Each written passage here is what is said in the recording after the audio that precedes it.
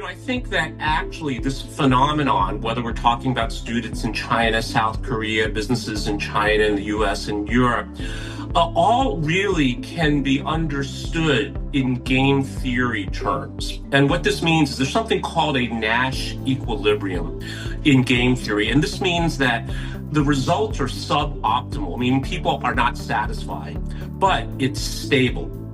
And what happens here is that you never want to be the first person to stop playing this game, even though we all know the results are not as good as we'd like. What it takes is systemic coordinated change to move from one equilibrium point to a better equilibrium point. So this is something that I think China, of course, is attempting, as we will touch on.